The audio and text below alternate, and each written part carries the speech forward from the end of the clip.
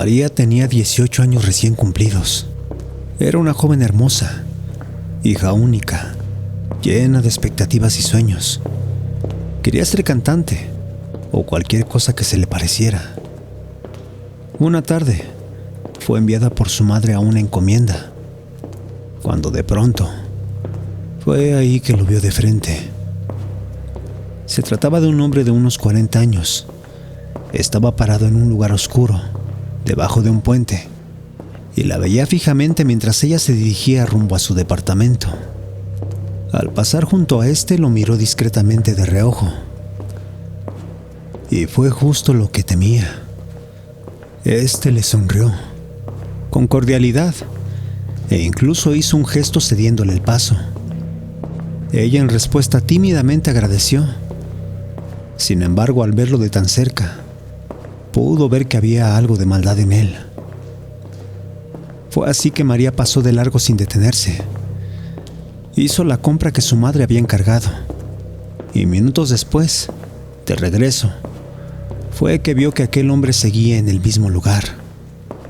María aceleró el paso, cruzó y cuando estaba por pasar junto a él, este hizo un comentario que por más cordial que hiciera parecer, de inmediato sonó como una amenaza macabra de algún psicópata a media calle.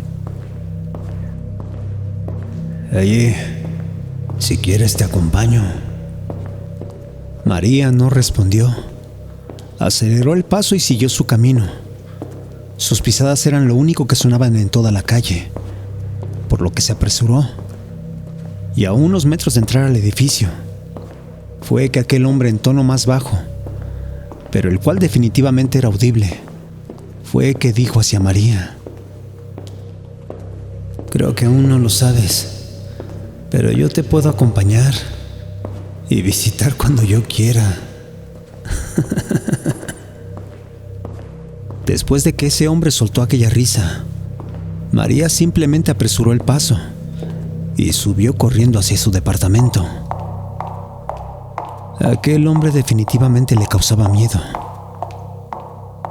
y ese encuentro la había dejado fuera de sí, pensativa, nerviosa y completamente temerosa. Esa noche se fue a la cama más temprano. Había comido poco y se sentía algo diferente. No podía explicar qué era, pero definitivamente algo en ella no estaba bien. A eso de la medianoche, María despertó de golpe. Algo la había sacado del sueño. Algo o alguien que para ese momento parecía encontrarse en su habitación. No había explicación, pero María estaba completamente segura que alguien se encontraba junto a ella. A pesar de que estaba oscuro y que no veía a nadie, ella lo sentía muy cerca. Incluso podía oler una fragancia ácida, diferente, y que por nada del mundo podría encontrarse en ese momento ahí. A María esto le parecía no solo imposible, sino terrorífico, ya que estaba segura que había cerrado la puerta de su habitación. Dudó unos segundos, pero pronto el temor la hizo encender la luz. Y al hacerlo, no había nadie, nada ni nadie, más que ella sola en la habitación. Después de unos segundos y al ver esto, María apagó la lámpara. Pensó que solo serían sus nervios, y fue así que intentó de nuevo dormir. Pero ese algo definitivamente seguía ahí, no solo por aquella sensación de María, sino por ese tenue pero inexplicable olor a fragancia ácida, a colonia barata. Aquella noche María no durmió bien, por lo que su madre fue a despertarla. Ya era algo tarde y necesitaba que fuera a hacer un nuevo encargo, esta vez a comprar algunas cosas para el desayuno. Fue así que de inmediato María se vistió y salió de su departamento hacia la tienda que estaba a un par de calles. Caminaba con la vista hacia abajo en lo que terminaba de arreglarse el suéter y la blusa, cuando de pronto fue que un olor extraño la hizo que la piel se le erizara. Se trataba de aquel olor ácido, a colonia barata. María alzó la mirada y fue ahí que lo vio. Debajo del puente se encontraba aquel hombre, aquel individuo que la noche anterior la había intimidado con su supuesta cordialidad para acompañarla. Era ese hombre quien usaba esa colonia, misma que María reconocía de la noche anterior en su cuarto. En ese momento la chica sintió un pánico, pero no pensó en algo misterioso o de terror, sino que su mente le hizo creer que tal vez de alguna forma aquel individuo la estaba acechando en su propia casa. María aceleró el paso y esta vez el hombre no dijo nada. Solo la siguió con la mirada hasta que María se perdió en la esquina al final de la calle. Ella siguió su camino, pero completamente sorprendida de aquel descubrimiento.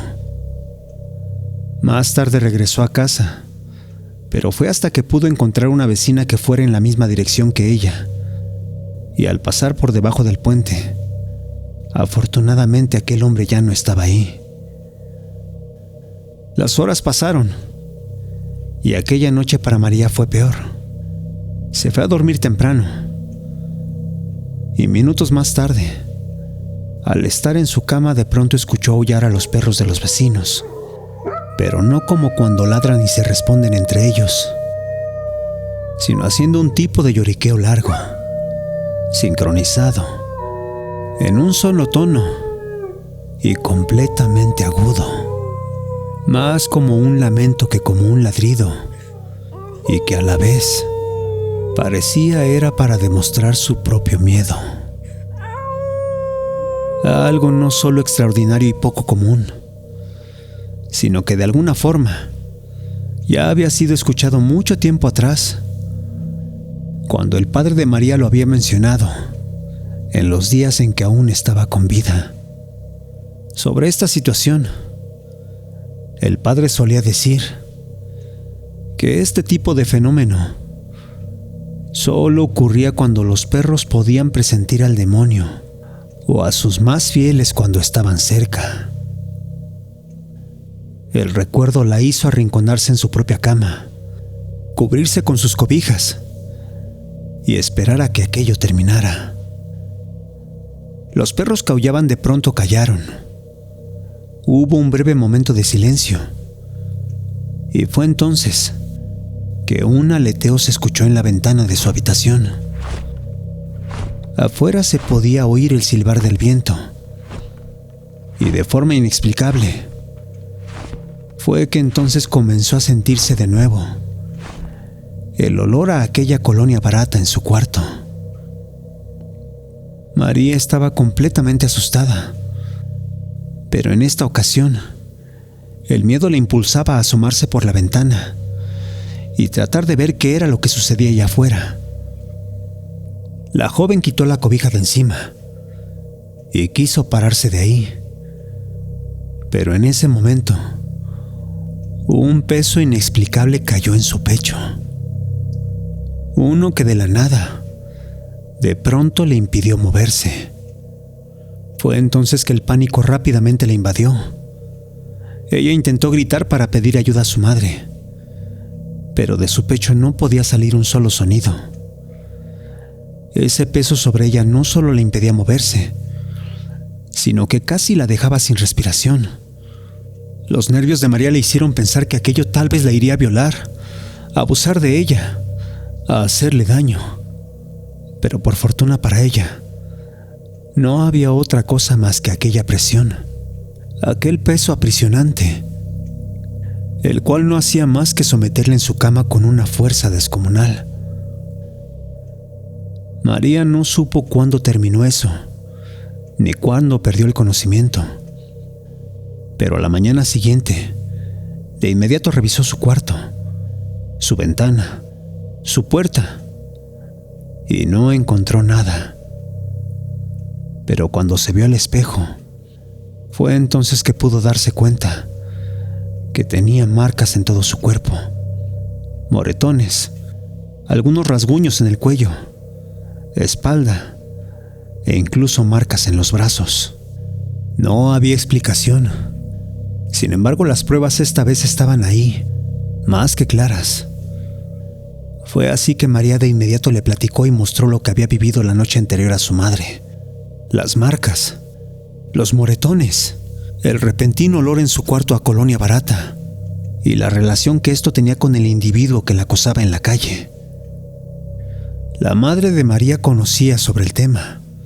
Sabía sobre ciertos trabajos de brujería, sobre maldiciones e incluso sobre algunos amarres. Fue de esta forma que su madre de inmediato pensó en los motivos, en las posibilidades, en la gente que conocían, el origen y la posible raíz de todo. Y no tardó mucho en caer en cuenta que aquello, de ser lo que temía, podría estar relacionado con un trabajo de brujería, pero uno poco común, bastante inusual, en el que un hombre es quien amarra a una mujer para tenerla. Su madre no podía explicar, pero de inmediato le pidió a María que por nada en el mundo fuera a recibir nada de algún hombre, absolutamente nada, ni por equivocación o por descuido, ya que aquello, sin saberlo, podía tener una intención macabra que podía dañarla. María de inmediato asintió y juró a su madre tener cuidado, ya que aquello que le estaba ocurriendo en verdad la tenía llena de miedo. Días más tarde, María volvió a pasar debajo del puente, y aquel hombre, de nuevo, en el mismo lugar, en la misma posición y en tono cordial, se le acercó tratando de ofrecerle una pulsera, primero diciendo que quería venderla, pero después insinuando que si le gustaba, él podría regalársela a María. El individuo lo hacía con una actitud supuestamente amable. Sin embargo, la joven no aceptó. Lo rechazó de inmediato, ya que sabía muy bien que tal vez era precisamente él quien quería poseerla por medio de aquellas fuerzas del mal, que para entonces no cesaban de acecharla. Los días pasaron, y en diversas ocasiones le ofreció aretes de oro, cadenas, anillos, pero María de igual forma evadía o negaba aceptarlos. A los días siguientes el hombre dejó de aparecer debajo de aquel puente, y María sintió que se había deshecho de él. Pensó que su suerte había cambiado, ya que incluso en una ocasión, a los pies de su entrada, había encontrado un anillo, uno muy bonito, el cual pensó sería simplemente regalo del destino. Parecía una joya sencilla, pero linda, la cual María no dudó en recoger para quedarse con ella. María estaba encantada con su nuevo hallazgo, y a partir de ese momento no se lo quitó para nada. Desde ese momento, nadie sabe muy bien cómo pasó, pero al cabo de unos días, aquel hombre volvió a las andadas, y de forma inexplicable, en muy poco tiempo, fue que convenció a María de salir con él. Pasaron las semanas y se volvieron novios. Pasaron meses y sorpresivamente ambos contrajeron matrimonio. Aquel hombre no vivía lejos, residía en una de las casas aledañas, y cuando se llevó a María para vivir con él, todo muy pronto se convirtió en un infierno para ella. El hombre aquel la maltrataba cada rato, la humillaba, la golpeaba, y no le importaba dejarla sola, mientras él se la pasaba en bares y casas de juego. La pobre María, a pesar de jurar a su madre y amigas que quería dejarlo, Simplemente no era capaz de enfrentarlo. Sin embargo, María pronto quedó embarazada, haciendo que todo el tema de la separación pronto pasara a segundo plano. Pasaron algunos años, y cuando su hijo cumplió los 4, fue que aquel hombre se volvió aún más descarado. Le confesó a María que tenía otra mujer, y que con esta tenía una criatura en camino. Fue ahí que María no pudo más. A la mañana siguiente, completamente cansada de todo, quiso salirse de ese infierno. Pensó que tal vez su suegra estaría de parte de ella, por lo que confiada le confesó que estaba pensando muy seriamente en dejar a su esposo. Y fue ahí que la suegra, quien siempre la trataba amablemente y le sonreía, esta vez cambió por completo su rostro. La mujer, muy seria, se paró del sillón y contestó en un tono muy profundo que parecía salido del mismísimo infierno, asegurando que nunca podría dejar a su hijo, que ni siquiera lo intentara, ya que primero estaría muerta antes que divorciada. María desconoció a su suegra, y aquella actitud la atemorizó por completo. La joven no dijo más y simplemente volvió a casa sin ganas de hablar. Esa misma tarde, María, su esposo y su hijo iban a la tienda en su motocicleta, cuando de pronto un carro que salió de la nada los embistió, dejando a la familia tirada en el suelo con graves heridas. A María se le habían roto un brazo y un par de costillas. A su hijo, un golpe muy fuerte en la cadera que lo había dejado en cama.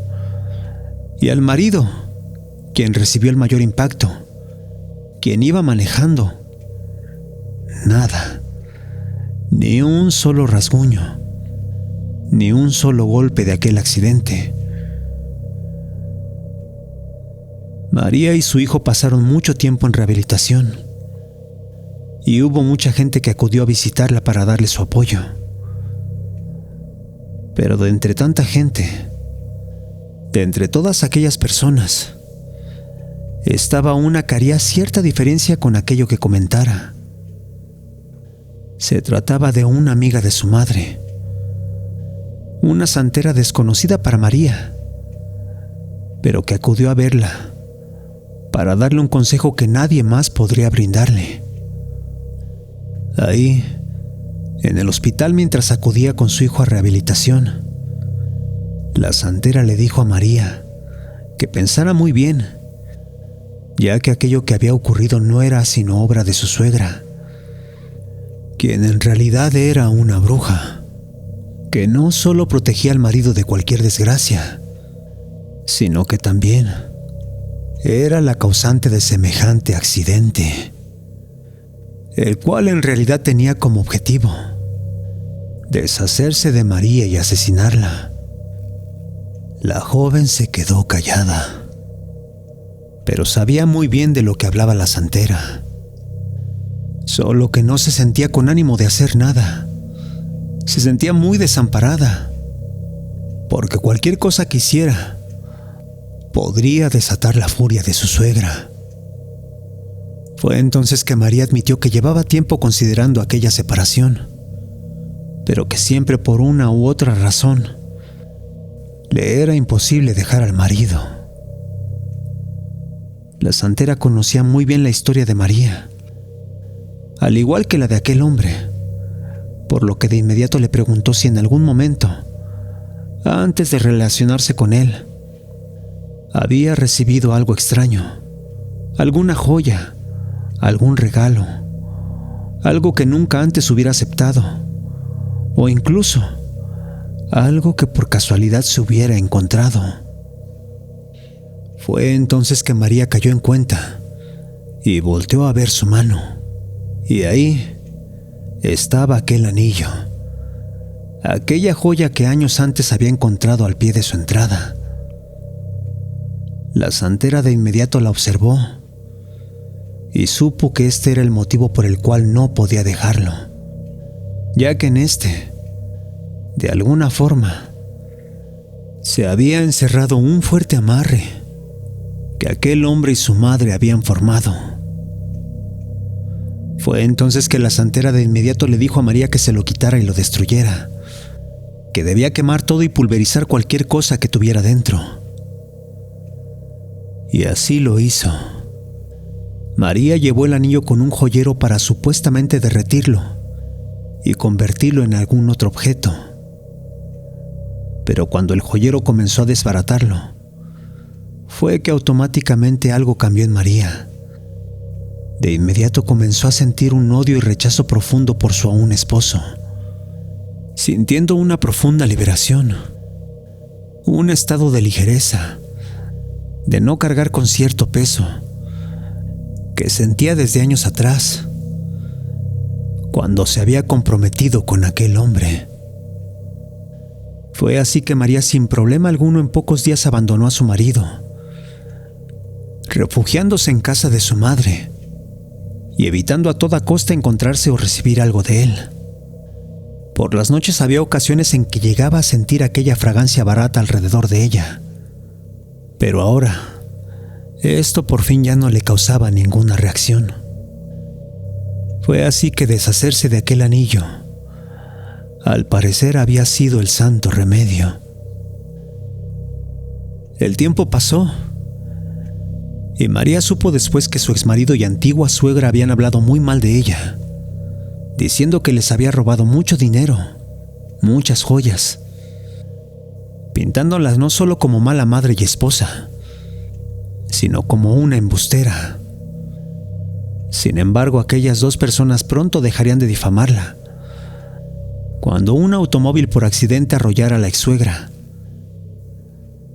Aquel accidente habría sido tan grave que se habría tenido que invertir mucho dinero en cirugías y hospitales, provocando que la anciana y su hijo vendieran la casa y se cambiaran muy lejos de ahí. Nunca más supieron algo más de su exesposo y su exsuegra. Desaparecerían por completo sin dejar ningún contacto.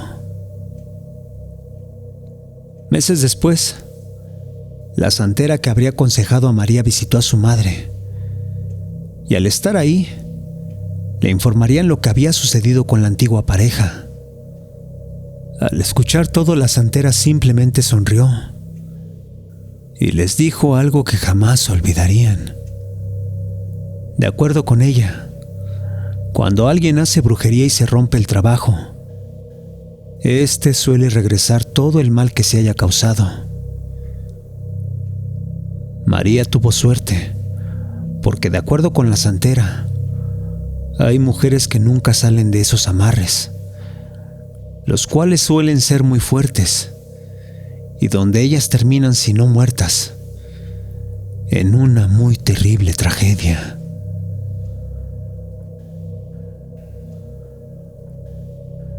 Gracias por escucharnos. Si te gustó lo que has oído, te pedimos nos regales un like, te suscribas y compartas. Esto es Radio Caníbal.